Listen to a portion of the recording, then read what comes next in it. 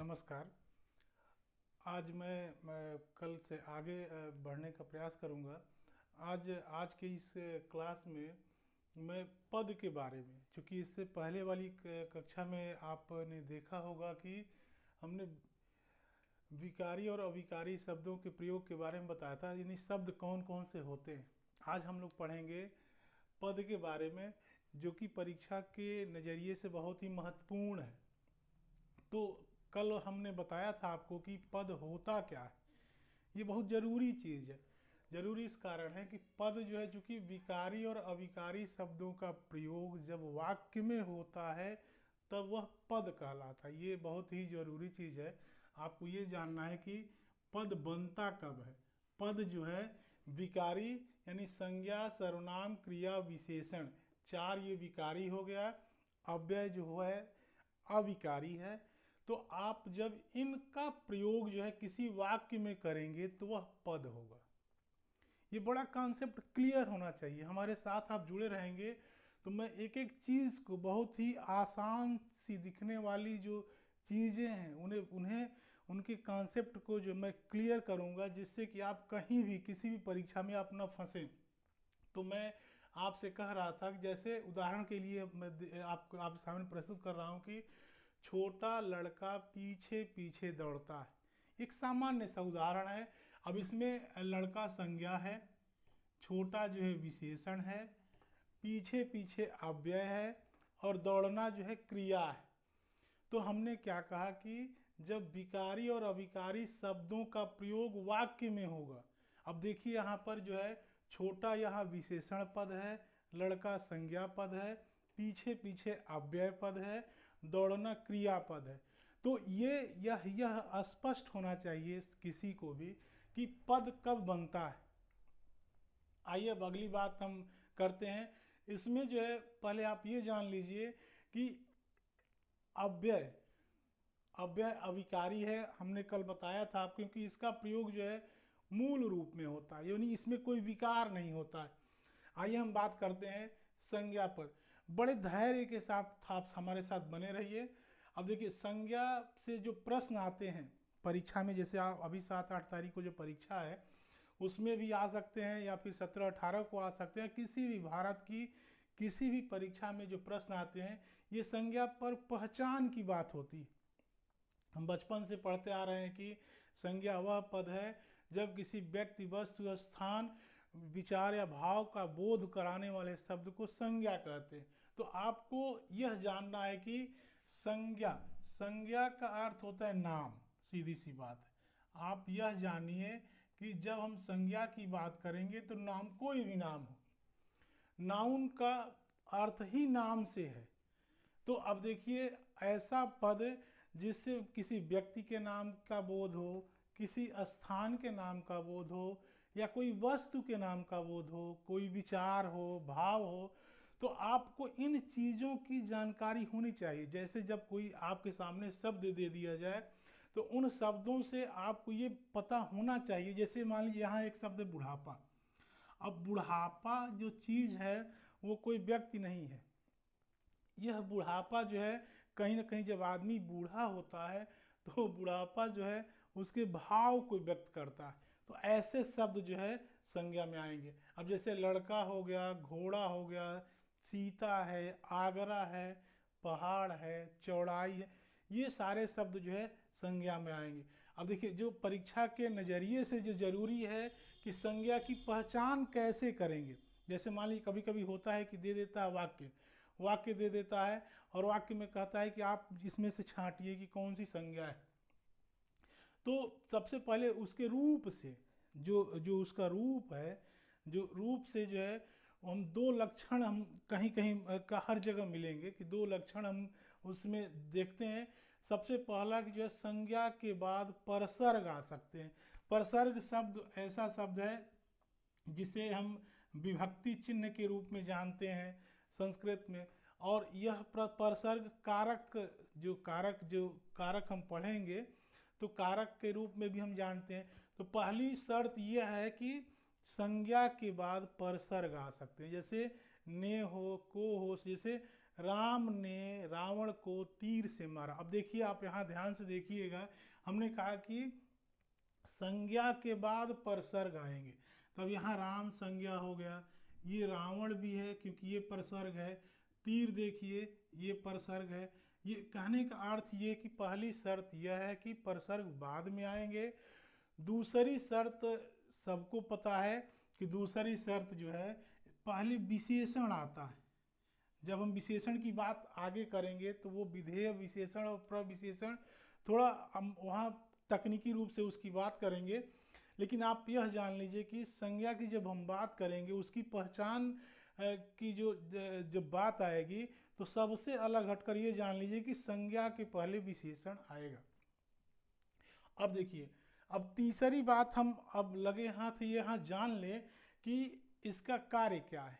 सब लोग जानते हैं कि संज्ञा जो है, संज्ञा की हम पहचान करते हैं, कभी कभी देखते हैं ना कि संज्ञा का कार्य का क्या है, यानी जिन शब्दों का हमने नाम लिया उन शब्दों को किस रूप में हम जो है वाक्य में देखते हैं। तो सबसे पहला काम तो कर्ता के रूप में, सब्जेक्ट, यानी संज्ञा जो है। अब देखिए यहाँ पर आप देख सकते हैं कि ये छोटा लड़का, तो यह जो है यह कर्ता के रूप में प्रयोग होगा। ये छोटा तो विशेषण हो गया, लड़का यानी पहली बात जो है कर्ता, यानी जब कोई वाक्य हमारे सामने प्रस्तुत होगा तो वहां पर जो है संज्ञा जो है पहली बात कर्ता। दूसरा कर्म के रूप में, संज्ञा जो है का प्रयोग कर्म के रूप में भी होता है। और तीसरा सबसे जरूरी चीज है कि आप जो है, जैसे यहाँ से प्रश्न बन सकते हैं, अब मान लीजिए कि जो है, अब आप जो है राम विद्यार्थी, पूरक का अर्थ होता है कॉम्प्लीमेंट। जैसे पूरक का अगर हम देखें तो पूरक, अब यहाँ आप देख सकते हैं कि पूरक जो है इस तरीके का बनता है, अगर गणित में देखें तो ये इसका कॉम्प्लीमेंट होता है। तो एक जो है कार्य जो है यह पूरक के रूप में, यानी संज्ञा खुद अपने पूरक के रूप में, राम विद्यार्थी, यहाँ यह भी संज्ञा है और यह भी संज्ञा है। तो यह बात हो गई पहचान की। तो आप परीक्षा के नज़रिए से इसको समझिए, शब्दों को समझिए, और शब्दों को समझने के बाद ही उस पर जो है उसको हल कीजिए। आइए इसके भेदों के बारे में बचपन से ही हम पढ़ते आ रहे हैं, अभी एक बार और देख लेते हैं। और आपको पूरा कॉन्सेप्ट क्लियर होना चाहिए कि व्यक्ति कहाँ महत्वपूर्ण है, जात या समूह कहाँ की गई बात, भाव कहाँ की गई बात। अब देखिए अलग अलग तरीके से किताबों में मिलते हैं, परंतु जो मुख्य चीज़ें हैं वो 3 भागों में बांटा गया है संज्ञा को, जातिवाचक, व्यक्तिवाचक और भाववाचक।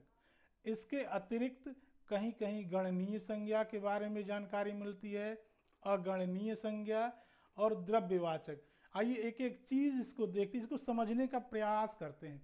समझने का प्रयास इस कारण करते हैं क्योंकि यहाँ से प्रश्न आते हैं। ये देखने में बहुत ही सहज है, बहुत ही साधारण है, लेकिन जो है अच्छे अच्छे लोग भी कभी कभी जो है यहाँ जो है गलती कर बैठते हैं। तो आइए समझते हैं। जातिवाचक संज्ञा यानी वाक्य में वर्ग के सभी प्राणी, यानी सभी के लिए, जाति का अर्थ होता है सभी प्राणी हो, स्थान हो, वस्तुओं का जो बोध कराए वह जो है जाति या समूहवाचक। जैसे मान लीजिए कि हमने कहा आदमी, अब यहाँ आदमी हम बोल रहे हैं, और मान लीजिए यहाँ आदमी की जगह अगर मोहन नाम बोल रहे हैं, तो आदमी में सब लोग आ जाएंगे, मोहन अकेला होगा। तो आदमी जो है जातिवाचक या समूहवाचक। अब जैसे जो है शेर की बात हो, अब नदी है, नदियों में कई नदियां हैं, गंगा है, सतलुज है, घाघरा है। तो गंगा, सतलुज, घाघरा अगर बात आएगी तो वहाँ व्यक्तिवाचक, नहीं तो जाति। वैसे पहाड़ है, पुस्तक है, जिला, ये पूरा क्लियर होना चाहिए। है तो बहुत आसान चीज़, लेकिन वो ये क्लियर होना चाहिए। अगली बात, व्यक्तिवाचक में एक विशेष व्यक्ति, स्थान या वस्तु की बात की जाती है। कभी कभी राम सीता पूछ, जब राम भगवान है तो राम भगवान है का अर्थ यह नहीं है कि राम जो है जातिवाचक के समूह, राम जो है हम व्यक्तिवाचक होंगे, सीता होंगी, कोलकाता, क्योंकि कोलकाता एक नाम, इस तरीके से हम व्यक्तिवाचक को जानेंगे। अब आइए जहाँ समस्या आती है भाववाचक में, देखिए भाववाचक में होता यह है कि जैसे मान लीजिए कि आदमी जब रोता है, हंसता है, गाता है, तो उस समय उसके चेहरे का भाव बदल जाता है। और चेहरे का भाव जो है उन उसकी संवेदनाओं से पूरी तरह से, नहीं जो हमारी इंद्रियां हैं उस समय जागृत होती है। जैसे मान लीजिए, अगर मान लीजिए ऐसे हम करेंगे, या फिर जैसे बचपन में कान ऐंठते थे तो चेहरे का भाव बदल जाता था। तो ऐसे शब्द जब बनेंगे वहां पर जो है भाववाचक संज्ञा होगी। अब देखिए इसमें होता क्या है, यानी वाक्य में ऐसा शब्द जिससे कोई भाव प्रकट हो। भाव प्रकट का अर्थ यह है कि जैसे मान लीजिए कि घृणा, अरे एकदम अजीब तरह का भाव, घृणा हो गया। इसके बाद गुण, कोई क्वालिटीज हो, अगर मान लीजिए कोई बहुत ही विद्वान हो, यानी कोई क्वालिटी हो। या अवस्था, वो बहुत बूढ़ा आदमी है, बूढ़ा जर्जर। ऐसे ही अगर व्यापार आदि का बोध हो, तो कुल मिलाकर आप जान लीजिए कि जब कभी परीक्षा में भाववाचक संज्ञा से अगर प्रश्न आता है, तो आपको ध्यान देना है कि आप पढ़िए उस शब्द को, और पढ़ने के बाद उसे महसूस कीजिए। जब महसूस करेंगे तो स्वाभाविक सी बात है कि आपके दिमाग में बात आएगी कि वह शब्द जाति या समूह से संबंधित है, व्यक्ति से संबंधित है, या कहीं ना कहीं भाव का द्योतक है। तो आप ये भाववाचक संज्ञा को समझ लेंगे। और देखिए आइए अब बात करते हैं गणनीय संज्ञा। अब इसमें आपको ध्यान देना है कि गणनीय से, जैसे मान लीजिए क्वेश्चन आ जाए कि निम्नलिखित में से गणनीय संज्ञा की विशेषता बताइए।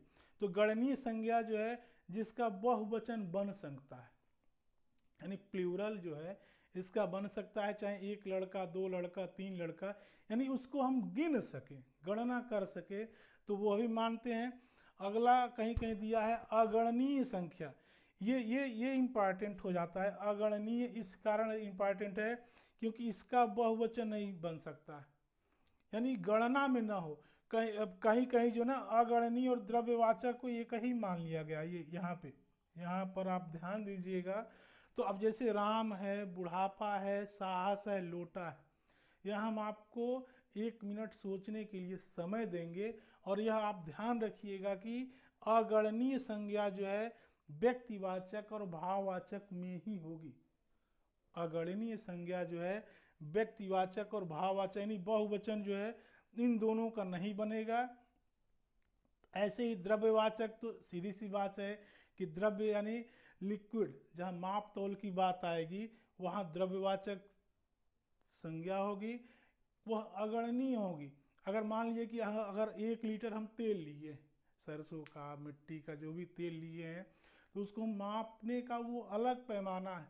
तो यह कहने का अर्थ ये है कि यह संज्ञा का एक छोटा सा संसार है, यह संज्ञा का एक छोटा सा संसार है जिसके माध्यम से यह पद बनता है। और एक चीज़ और इसमें जान लीजिए, जहाँ कभी कभी पूछता है कि पूछ दे, अगर कोई प्रश्न पूछ दे कि संज्ञा का रूपांतरण किस रूप में होता है, यानी संज्ञा को, एक तो हमने बताया आपसे कि संज्ञा को हम कर्ता, कर्म और पूरक के रूप में जानते हैं।